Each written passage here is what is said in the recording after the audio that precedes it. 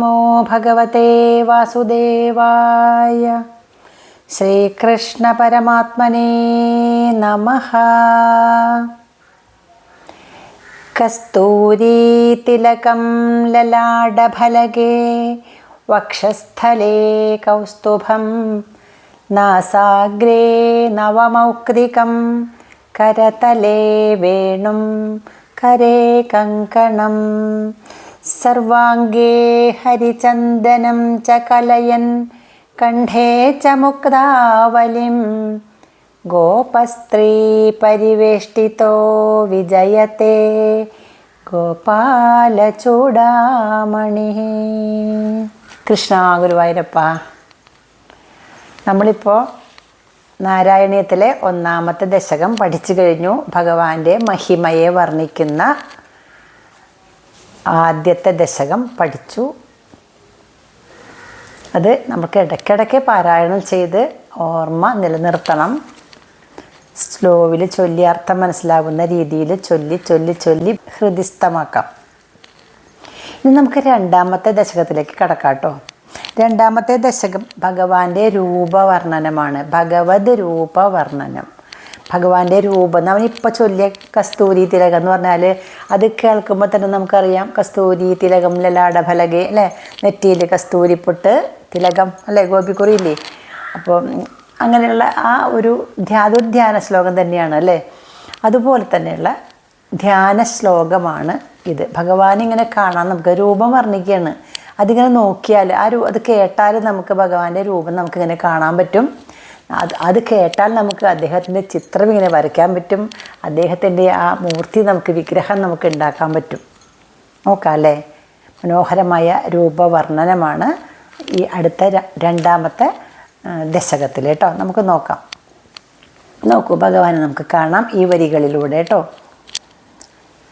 സൂര്യസ്പർദ്ധി കിരീടം ഊർധ്വതിലകപ്രോദ്ഭാസി ഭാലാന്തരം കാരുണ്യാകുലനേത്രം ആർദ്രഹസിതോല്ലാസം സുനാസാപുടം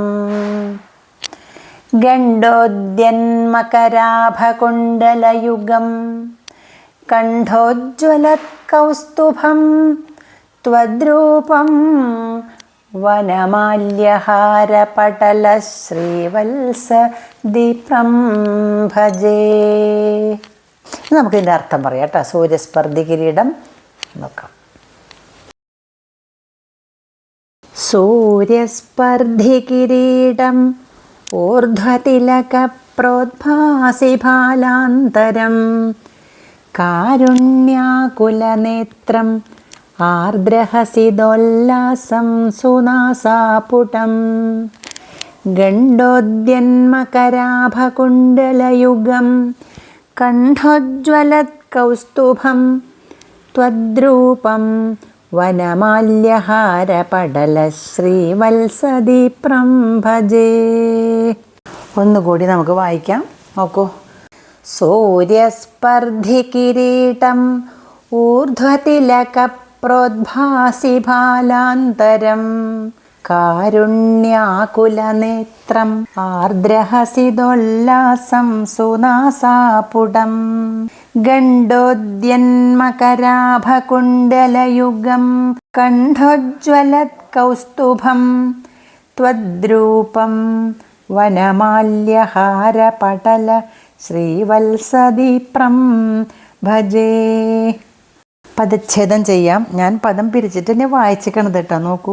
സൂര്യസ്പർദ്ധി കിരീടം ഊർധ്വതിലകപ്രോദ്ഭാസി ഭാലാന്തരം കാരുണ്യാകുലനേത്രം ആർദ്രഹസിതോല്ലാസം സുനാസാപുടം ഗണ്ഡോദ്യന്മകരാഭകുണ്ഡലയുഗം കണ്ഠോജ്വലത്കൗസ്തുഭം ത്വദ്രൂപം വനമാല്യഹാരപടലശ്രീവത്സദീപ്രം ഭജേ.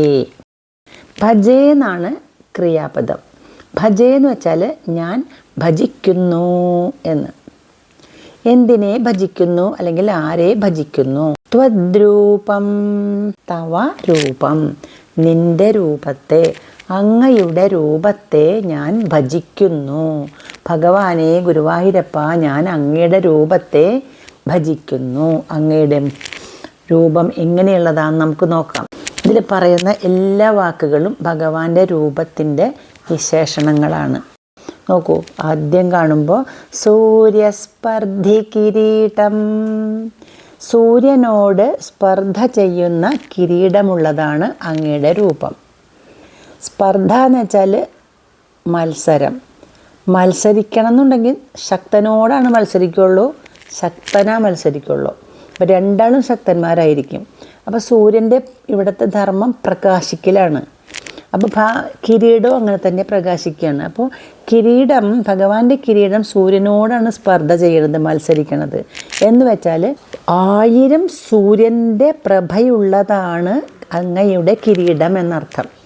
സൂര്യ സ്പർദ്ധി കിരീടം, സൂര്യനോട് സ്പർദ്ധ ചെയ്യുന്നതാണ് അങ്ങയുടെ കിരീടം. അത്രയും പ്രകാശപൂർണമാണ് അങ്ങയുടെ കിരീടം. പിന്നെ എങ്ങനെയുള്ള രൂപമാണ്? ഊർധ്വതിലക പ്രോദ്ഭാസി ഭാലാന്തരം. ഊർധ്വതിലക, ഊർധ്വം എന്ന് വെച്ചാൽ മുകളിലേക്ക്, തിലകം പൊട്ട്, തിലകം കുറി. ഊർധ്വതിലകം എന്ന് വെച്ചാൽ മുകളിലേക്കുള്ള കുറി എന്ന് വെച്ചാൽ ഗോപിക്കുറി. ഗോപിക്കുറി കൊണ്ട് പ്രോദ്ഭാസി, പ്രോദ്ഭാസി എന്ന് വെച്ചാൽ ശോഭിക്കുന്ന, ഭാസിക്കുന്ന. പ്രോദ്ഭാസി വളരെയധികം ശോഭിക്കുന്ന. ഭാലം നെറ്റി, ഭാലാന്തരം നെറ്റിത്തടം. നെറ്റിയിൽ ഒരു ഗോപിക്കുറിയുണ്ട്, അത് ശോഭിക്കുകയാണ്. അതാ പറഞ്ഞ ഊർധ്വതിലക പ്രോദ്ഭാസി ഭാലാന്തരം. ഗോപിക്കുറി കൊണ്ട് ശോഭിക്കുന്ന നെറ്റിത്തടത്തോട് കൂടിയതും. ഊർധ്വതിലക പ്രോദ്ഭാസി ഭാലാന്തരം. കിരീടം കണ്ടു കഴിഞ്ഞാൽ പിന്നെ നെറ്റിത്തടത്തിലെ ഗോപിക്കുറി കണ്ടു. പിന്നെ കാരുണ്യാകുല നേത്രം, പിന്നെ കണ്ണുകളാണ് നേത്രം. കണ്ണുകൾ എങ്ങനെയുള്ളതാ? കാരുണ്യാകുലമാണ്. കരുണ കൊണ്ട്, ദയവ് കൊണ്ട്, ഭക്തന്മാരോടുള്ള വാത്സല്യം കൊണ്ട് ആകുലമായ എന്ന് വെച്ചാൽ കരുണ വഴിഞ്ഞൊഴുകുന്ന നേത്രമാണ് അങ്ങയുടെ. കരുണ വഴിഞ്ഞൊഴുകുന്ന നേത്രങ്ങളോടുകൂടിയതും. പിന്നെയോ ആർദ്രഹസിതോല്ലാസം. ആർദ്രം നനഞ്ഞ, കുളിർത്ത എന്നൊക്കെ അർത്ഥം. ഹസിതം ചിരി, പുഞ്ചിരി. ആ പുഞ്ചിരിക്കൊരു കുളിർമ ഉണ്ടാവുമല്ലോ. ആർദ്രഹസിതം കൊണ്ട് ഉല്ലാസം, ഉല്ലസിക്കുന്ന, കുളിർത്ത ചിരി കൊണ്ട് ഉല്ലസിക്കുന്ന. സുനാസാപുടം, സുന്ദരമായ നാസാപുടം. നാസ മൂക്ക്, നാസാപുടം. സുനാസാപുടം, സുന്ദരമായ നാസാപുടത്തോട് കൂടിയതും. ചിരിക്കുമ്പോൾ, അതും സന്തോഷം കൊണ്ട്, കുളിർമ കൊണ്ട് ചിരിക്കുമ്പോൾ മൂക്ക് ഇങ്ങനെ വിടരും. അങ്ങനെയുള്ള സുനാസാപുടമാണ്. ആർദ്രഹസിതോല്ലാസം സുനാസാപുടം.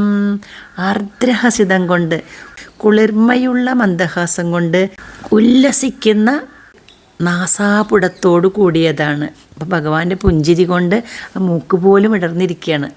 അങ്ങനെയുള്ള മൂക്കാണ്. പിന്നെ ഗണ്ഡോദ്യന്മകരാഭകുണ്ടലയുഗം. ഗണ്ഡം ച കവിൾത്തടം, ഗണ്ഡം കവിൾത്തടം. ഉദ്യത് വെച്ചാൽ ശോഭിക്കുന്ന, ഉദ്യത് ശോഭിക്കുന്ന. മകരാഭകുണ്ടലയുഗം, കുണ്ടലം ച കുണ്ടലം കർണാഭരണം, കാതിലണിയുന്ന ആഭരണം, കുണ്ടലം. കൊടക്കെടുക്ക എന്നൊക്കെ പറയാം. മകരാഭകുണ്ടലം, മകരം എന്ന് വെച്ചാൽ മകരമത്സ്യം. മകരമത്സ്യത്തിൻ്റെ ആകൃതിയും ശോഭയുമുള്ള കുണ്ടല യുഗമാണ്. യുഗം ഇരട്ട, 2 എണ്ണം, 2 കുണ്ടലം വേണമല്ലോ. അപ്പോൾ 2 കാതുകളിലും മകരാഭയുള്ള കുണ്ടലങ്ങൾ കൊണ്ട് ഉള്ളതുകൊണ്ട് ആ കവിൾത്തടത്തിനും കൂടി ഒരു ശോഭ വരാണ്. ഗണ്ഡോദ്യന്മകരാഭകുണ്ടലയുഗം.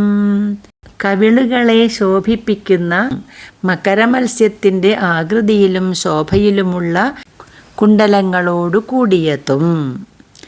അപ്പോൾ കാതിൽ 2 കമ്മലും കണ്ടു. അതുകൊണ്ട് ആ കമ്മലുകളാ ശോഭിക്കുന്ന ഗണ്ഡവും കണ്ടു, കവിൾത്തടവും കണ്ടു നമ്മൾ.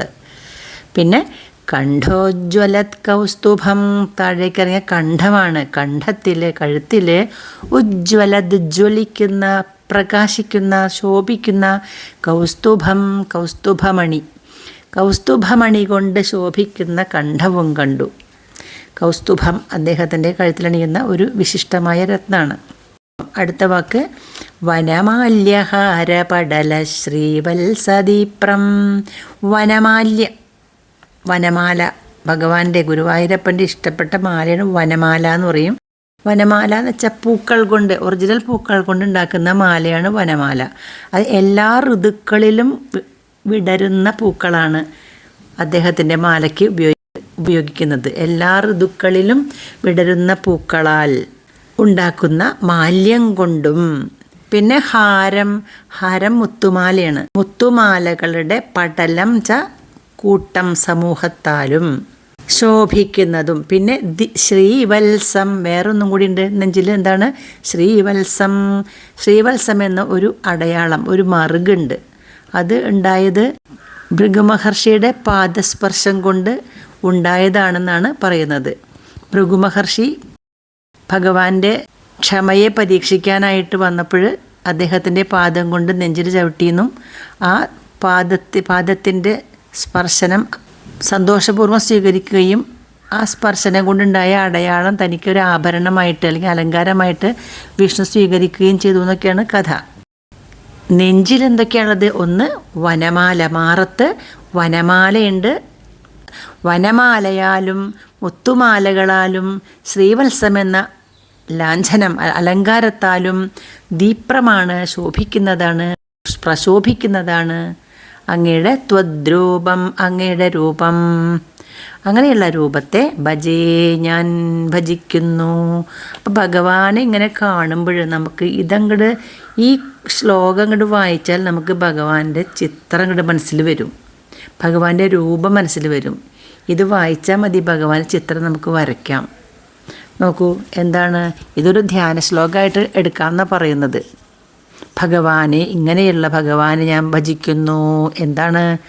സൂര്യസ്പർദ്ധി കിരീടം, 1000 സൂര്യപ്രഭയുള്ള കിരീടത്തോടു കൂടിയതും, ഊർധ്വതിലക പ്രോദ്ഭാസി ഫാലാന്തരം, ഗോപിക്കുറിയാൽ ശോഭിക്കുന്ന നെറ്റിത്തടത്തോടു കൂടിയതും, കാരുണ്യാകുല നേത്രം, ഭക്തന്മാരിൽ കരുണാകടാക്ഷം പൊഴിക്കുന്ന നേത്രങ്ങളോട് കൂടിയതും, ആർദ്രഹസിതോല്ലാസം സുനാസാപുടം, കുളിർത്ത പുഞ്ചിരിയാൽ ഉല്ലസിക്കുന്ന വിടർന്നു നിൽക്കുന്ന സുനാസാപുടം, മനോഹരമായ നാസികയോടു കൂടിയതും, ഗണ്ഡോദ്യൻ മകരാഭകുണ്ടലയുഗം, മകരമത്സ്യത്തിൻ്റെ ആകൃതിയും ശോഭയുമുള്ള 2 കുണ്ടലങ്ങളാൽ ശോഭിക്കപ്പെടുന്ന ഗണ്ഡം കവിൾത്തടങ്ങളോടു കൂടിയതും, കണ്ഠോജ്വലത് കൗസ്തുഭം, കണ്ഠത്തിൽ ഉജ്ജ്വലിക്കുന്ന കൗസ്തുഭത്തോടു കൂടിയതും, വനമാല്യഹാര പടല ശ്രീവത്സദീപ്രം, വനമാലയും മുത്തുമാലകളുടെ കൂട്ടവും ശ്രീവത്സം എന്ന അടയാളത്തോടും ദീപ്രമായ ശോഭിക്കുന്ന ത്വദ്രൂപം, അങ്ങയുടെ രൂപം ഭജിക്കുന്നു. എന്ത് ഭംഗിയല്ലേ! നല്ലോണം ഭക്തിയോടുകൂടി ചൊല്ലി നോക്കൂ. സൂര്യസ്പർദ്ധി കിരീടം, ഊർധ്വതിലക പ്രോദ്ഭാസി ഫാലാന്തരം, കാരുണ്യാകുലനേത്രം,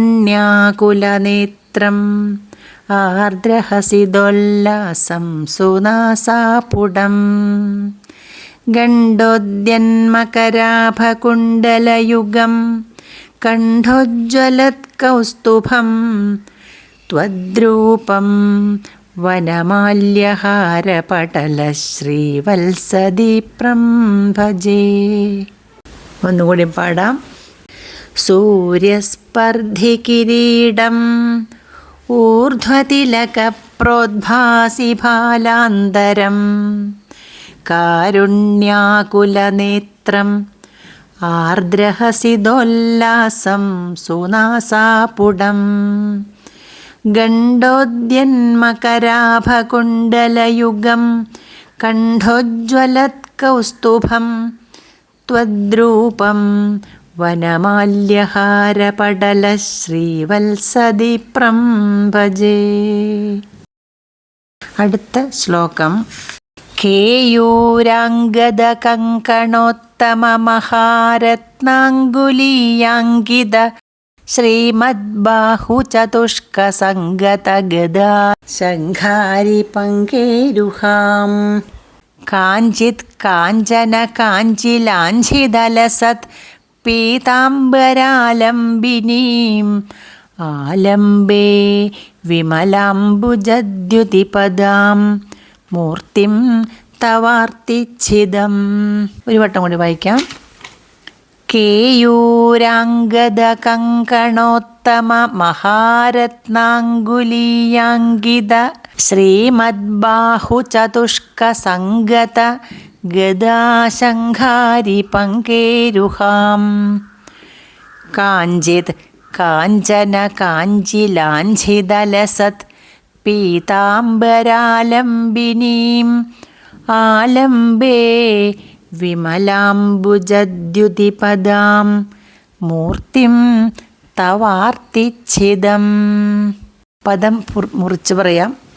കേയൂര അംഗദ കങ്കണ ഉത്തമ മഹാരത്നാംഗുലീയ അങ്കിത ശ്രീമദ് ബാഹു ചതുഷ്ക സംഗത ഗദാ ശംഖാരി പങ്കേരുഹാം കാഞ്ചിത് കാഞ്ചന കാഞ്ചി ലാഞ്ചിത ലസത് പീതാംബരാലംബിനീം ആലംബേ വിമലാംബുജ ദ്യുതിപദാം മൂർത്തിം തവ ആർത്തിച്ഛിദം.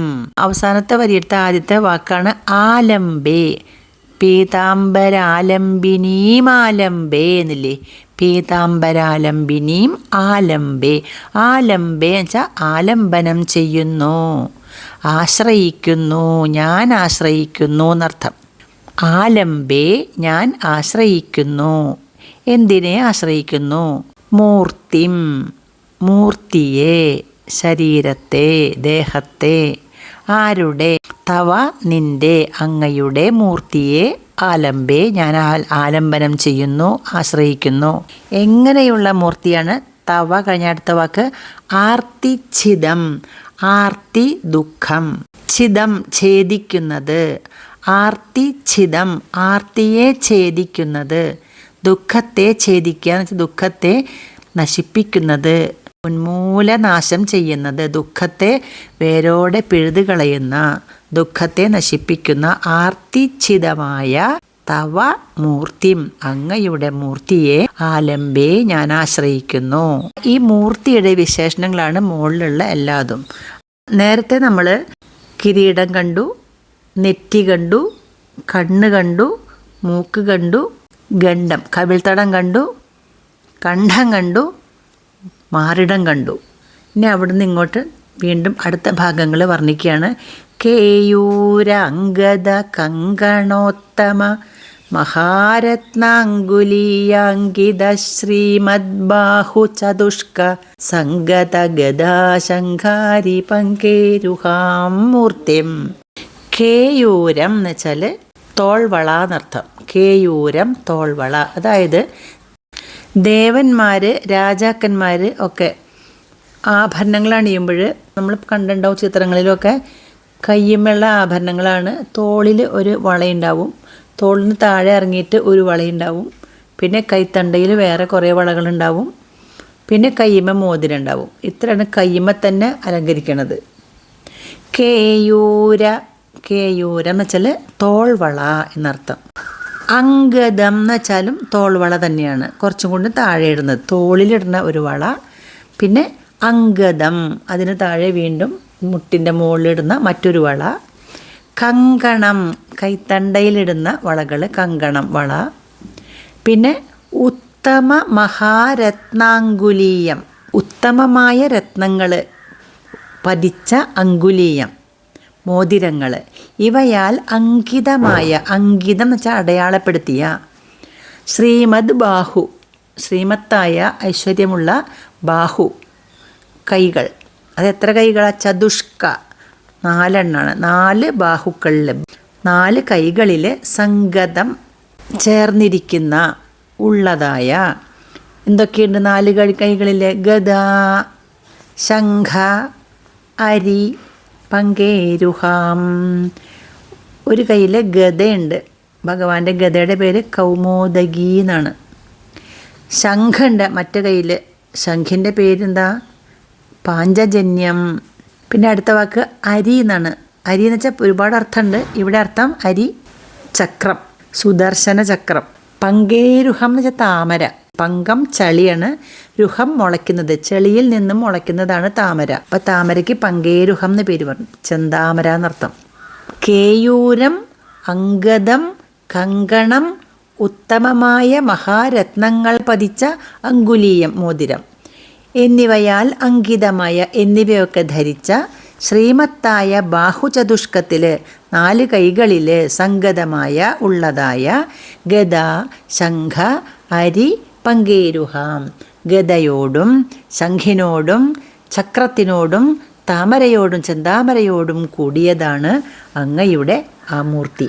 4 കൈകളുണ്ട്. 4 കൈകളിൽ ആഭരണങ്ങൾ എന്ന് പറയുമ്പോൾ കേയൂരം, അംഗദം, കങ്കണം, പിന്നെ മഹാരത്നങ്ങൾ പതിച്ച അങ്കുലീയകം മോതിരം. ഇവയാൽ അങ്കിതമായ, ഇവയാൽ ശോഭിക്കപ്പെടുന്ന 4 കൈകളിൽ ബാഹുക്കളിൽ സംഗതമായ ഉള്ളതായ ചേർന്നതായ ഗദ, ശംഖ്, ചക്രം, താമര എന്നിവയോട് കൂടിയതാണ് അങ്ങയുടെ മൂർത്തി. അങ്ങനെയുള്ള മൂർത്തിയെ ഞാൻ ആലംബേ.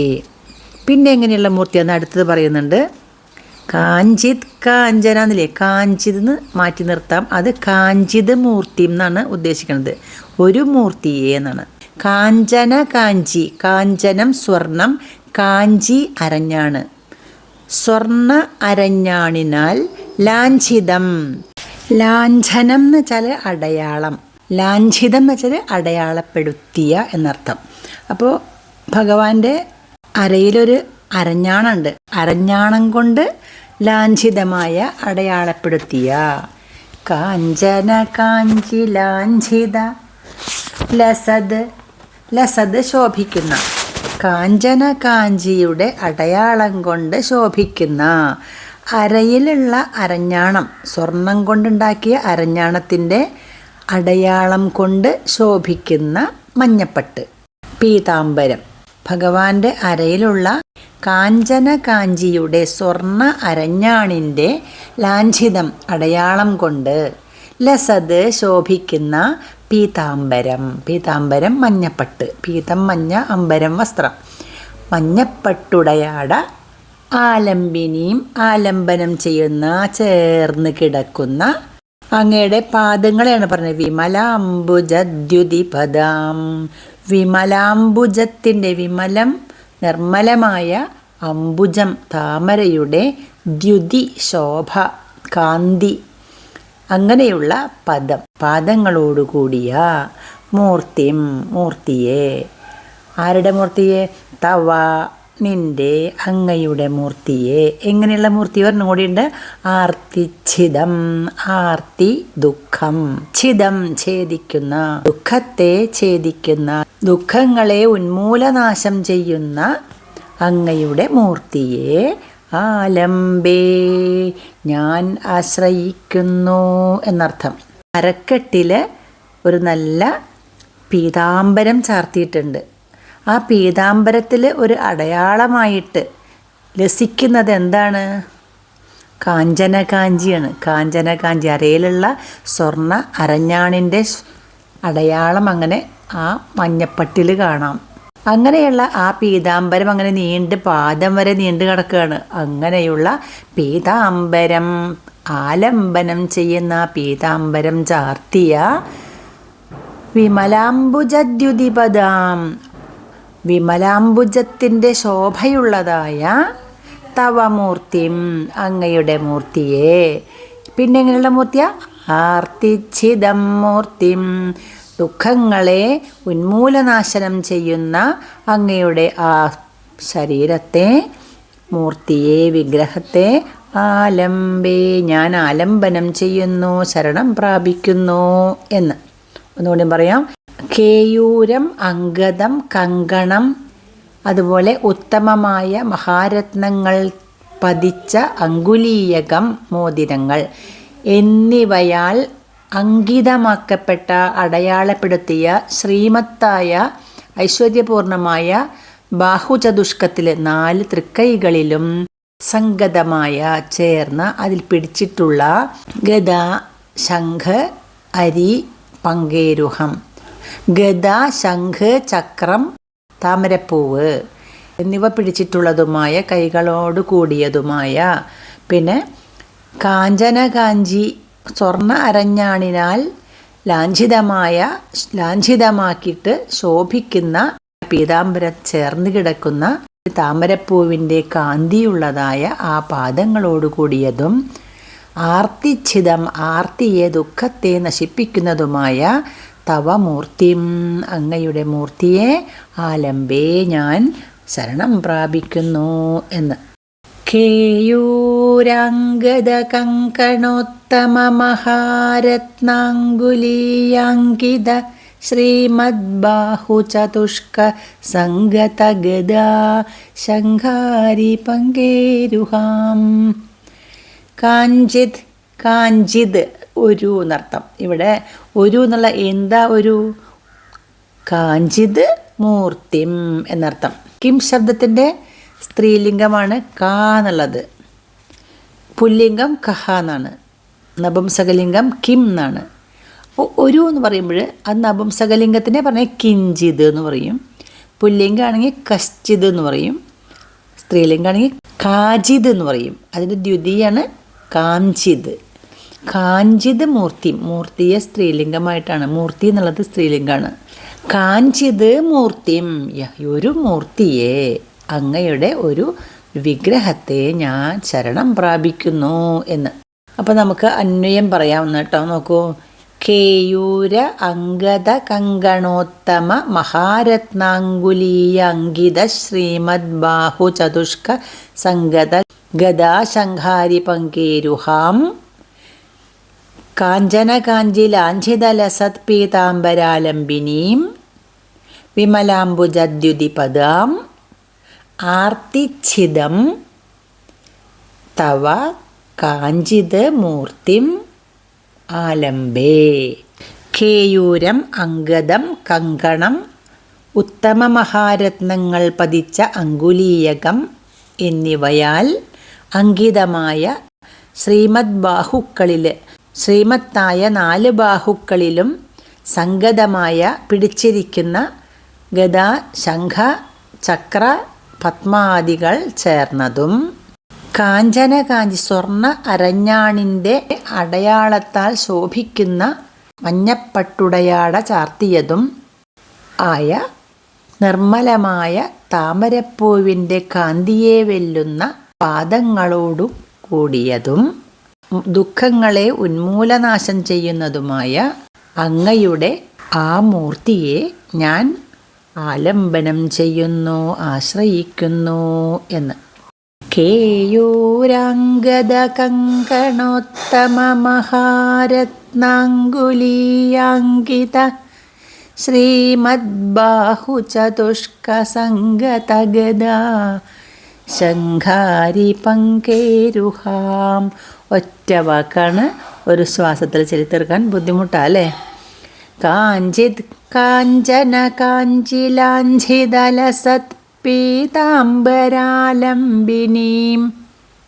ആലംബേ വിമലാംബുജദ്യുതിപദാം മൂർത്തിം തവാർത്തിച്ഛിദം മൂർത്തിം തവ ആർത്തിച്ഛിദം തവ മൂർത്തിം ആലംബേ.